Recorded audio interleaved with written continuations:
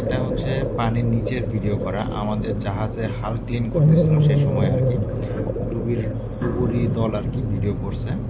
দেখেন মাছগুলো দেখেন, অ্যাকোয়ারিয়ামের যেরকম মাছ, এটা আমাদের শিপ, এটা হচ্ছে শিপের হচ্ছে পিছন সাইডে আর কি, পিছন সাইডে দেখেন। এটা হচ্ছে পানির নিচে দেখেন অ্যাকোয়ারিয়ামে যে মাছগুলো থাকে না, সেই মাছগুলো আর কি সমুদ্রের মধ্যে আর কি। আমরা অ্যাঙ্করে আছি, অ্যাঙ্করে আমাদের শিপের হাল ক্লিন করা হচ্ছে, যে অলরেডি ক্লিন করছে, এগুলো পরিষ্কার হয়ে গেছে, পরিষ্কারই দেখাচ্ছে।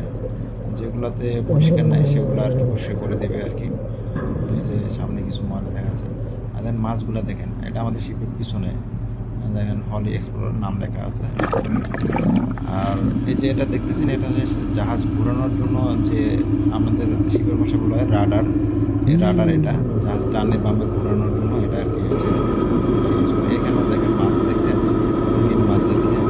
আমরা নর্মালি এগুলো বাসা বাড়িতে অ্যাকোয়ারিয়ামে রাখি। আর এটা আমাদের শিপের সামনে অ্যাঙ্কর ড্রপ করা আছে, সামনের পাটে আর কি।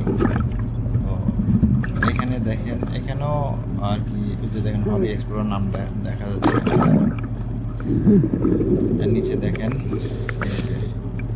এটা সমুদ্রের নিচে 7 মিটার নিচে চলে গেছে, ওদের সামনে মাছ, এখানেও আর কি রঙিন মাছ আছে।